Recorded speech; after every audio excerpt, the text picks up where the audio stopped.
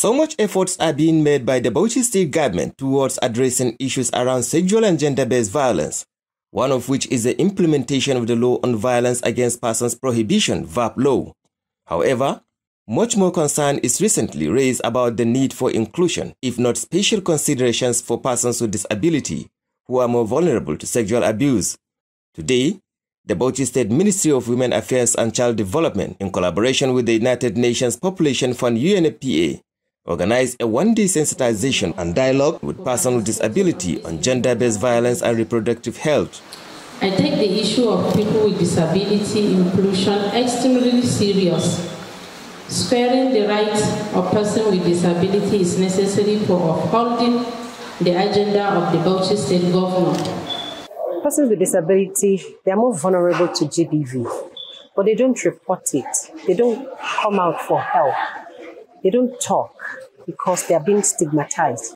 Worried by this, the Bauchi State Ministry of Women Affairs and Child Development and the United Nations Population Fund UNFPA see the need for inclusion of persons with disability in decision-making process, hence the need for this interaction so as to ensure that government policies and programs are tailored towards addressing some of their needs. We must also ensure that the vision and aspirations of persons with disability are included and accounted for in a disability-inclusive, accessible and sustainable manner.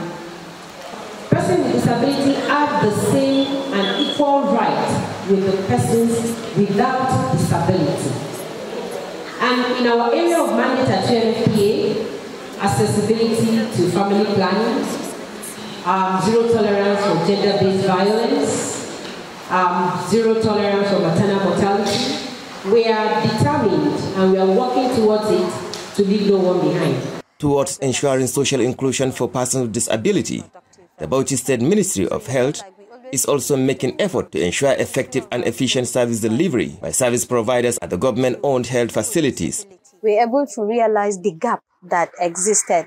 One of it is the kind of capacity our service provider needs in terms of when they are dealing with people with disability.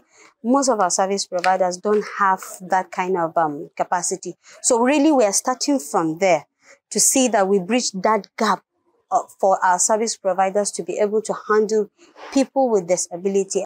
For Asma'u Yahaya, the sensitization and dialogue session is a right step in the right direction. I can say this is the first opportunity given to people with disability to discuss issues of relevance and importance on the on gender-based violence and reproductive health rights, because this is the first time even the Ministry of Women Affairs felt people with disability need to know what are the dangers of the gender-based violence, and they need to, and this is the first time that even the ministry has a concern to know whether people with disability are facing such abuses and violations. She, however, emphasizes the need for a conducive atmosphere for persons with disability, especially in the health sector.